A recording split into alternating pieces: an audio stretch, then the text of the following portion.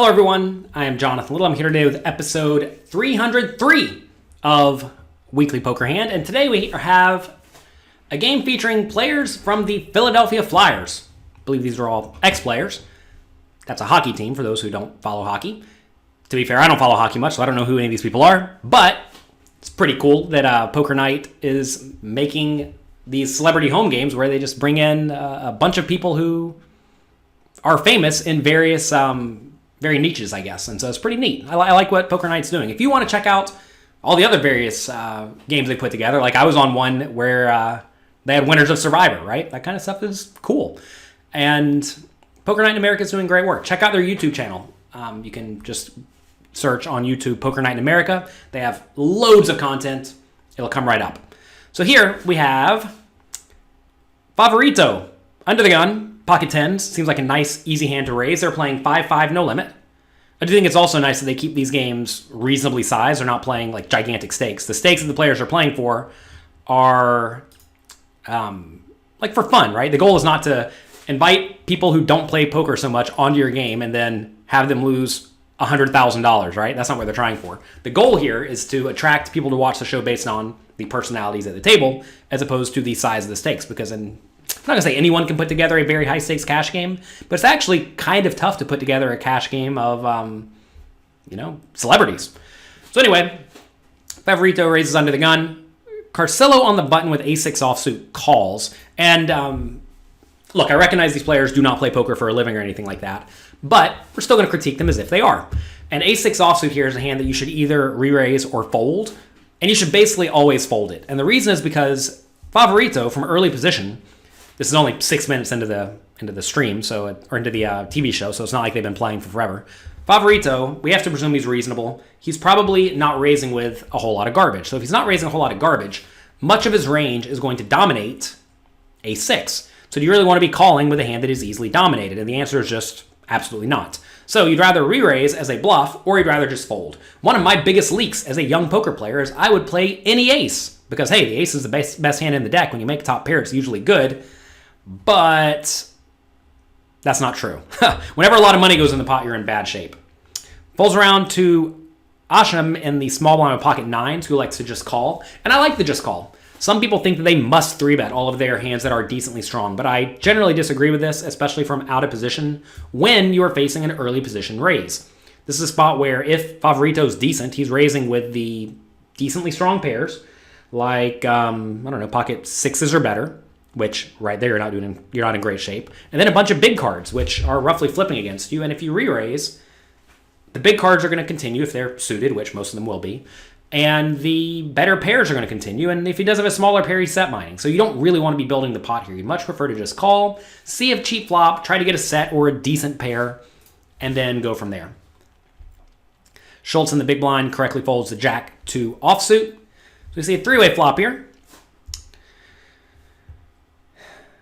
Flop comes Jack 8-6. So, interesting scenario where we have Asham with an underpair, Favorito with an underpair, and Carcillo with bottom pair. So, I think it's fine to check the pocket nines. With the pocket tens, I think you can either bet or check. I think either play is fine. This is a spot where you don't mind protection. Your hand's probably good. If you bet and get raised, you can easily fold. So I like the idea of betting if you get checked to. However, something different happens. The pocket nines elects to lead. And I'm not a big fan of leading ever. And I especially don't like this scenario because if you think about the initial under the gun raising range, it's going to contain a whole lot of hands with overcards, overpairs, or a jack. And those are just never folding, and you're not in great shape against that. Also, if you think about a typical button calling range, it's going to contain a bunch of big suited connected hands, which nails Jack 8-6. So for that reason, I think you just want to be checking everything in the small blind, because when you lead, your opponents are going to respond decently well. Like right here with tens. You really think tens are going to fold? So no, we're not bluffing. But the reason a lot of people bet here is they really don't want to get outdrawn. And you have to realize sometimes you're going to get outdrawn, and when you are in the weakest position at the table, as Asham is here, you're not supposed to be winning these pots all that often. So I would have just checked. He bets $20 though into the $50 pot. Favorito should reluctantly call. I mean, you don't love it, but what are you going to do? You can only really fold here if you just know your opponent's never overvaluing and also rarely bluffing. But a lot of people in the spot will lead a hand like 8-7. So now, after it goes bet and then call, should the ace-6 call for $20 more into a $90 pot? Look, normally you do need to fold in scenarios like this. If you were facing a bigger bet, I would definitely fold. But you're essentially drawing to 5 outs, right? If you get an ace, it's probably good. If you get a 6, it's definitely good. So that means we're going to get there about 10% of the times. We have to put in $20 to try to win a pot that's going to go to 110. So we're getting about 5-1 pot odds, right? Which is not 10-1. However, sometimes it's going to go check, check, check on the turn, and you're going to get to see the river, in which case then we are getting break-even odds because we're going to win about 20% of the time. And whenever you do get there, especially with a 6, you're going to get paid off a lot of the time if your opponent is sitting there with a hand like King-Jack that's betting. So if the bet that Asham made was more like $40, I would have folded because that, cuts your odds in half. But when he bets 20 and gets called, I think we can really start discounting sets, especially from Favorito's range, who just like always raises the set, right? And given you have a 6, and given the fact that pocket jack's probably 3 bets pre-flop, Asham really isn't going to have a whole lot of sets either. So this is a spot where I think if you get a 6, you're just really happy. And if you get an ace, you have to think ace-jack may raise the flop if Favorito had it. And, for all we know, Asham 3 bets ace-jack pre-flop, or maybe doesn't lead with it. I don't know. Got to speculate on that, but yeah, it's rough when he has ace-jack, but that's not going to happen all that often either. So I think I would have called this $20 bet, but it is a dicey spot. This is a scenario where I think a lot of people stick around way too often with bottom pairs thinking, I have a 5-out draw, but sometimes you actually do, sometimes you don't. When it's very likely, there you go. When it's very likely your opponents have top pair with the ace kicker, that's when you want to be getting out of the way because then your ace is not live. But here it actually probably is. So the 6 comes on the turn. A6 would have drilled it out of the park. Now, Asham definitely needs to check, I think. To be fair, I'm not well-versed in scenarios where you lead into multiple players with a marginal made hand because you should just never do that. But when you do bet the flop and get called, you have to presume that Favorito has something decent. So I think you probably want to check and then either check call or check fold, depending on what he does. And Favorito has a very clear marginal made hand. So far, I think Favorito has played this hand great. I would raise pre-flop. I would call the flop lead. I would definitely check behind because it's pretty easy for Asham to have a jack. And then just try to get to showdown, right? Marginal made hands want to get to the showdown. Then the river is the 9. Ooh, so jack, 8, 6, 6, 9. Asham rivers a full house. It's always nice when you river a full house. Pot's $90. Let's take a second to think about how much you would call in the spot, or how much you should bet in the spot. What are we trying to get called by is always what you want to ask yourself when you're playing against recreational-ish players. When you're playing against world-class pros, you often want to be asking, what does my range look like and how do I balance my range? But against recreational players, you want to be asking, what am I trying to get called by and how much will those worse hands call? So right here, we're trying to get called by, well, first things first. A lot of people say, I want to get called by pocket aces. But Favorito doesn't have pocket aces. He would have raised the flop or he would have bet the turn. So Favorito does not have aces. Favorito has either a bad jack. Is he really opening bad jacks, though? Probably not. Or he has an underpair. Probably an 8. So if he has an 8 or a hand like pocket 10s, how much will he realistically call? So pot was $115. Was it $115? I'm sorry. Pot was $110, I think. Something like that. In that, no, pot was $90. There we go. Finally found it. Pot was $90. I would bet something like $35 here. I think if he does have an 8, he might find a hero call. If he had a 9, like say he had 9-7 or 10-9, he's going to find a hero call. But I would not bet big here. What a lot of people do wrong in this spot is they think, all right, I'm trying to be a GTO robot, and I know when I'm a GTO robot with my best made hands, I want to be betting big, which is true. When you have the nuts, you want to be betting big, and when you don't, you want to be betting smaller.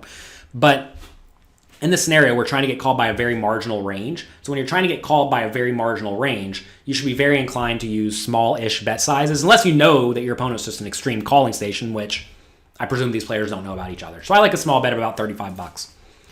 Looks like he does go 25, and I think 25 is probably a little bit too small.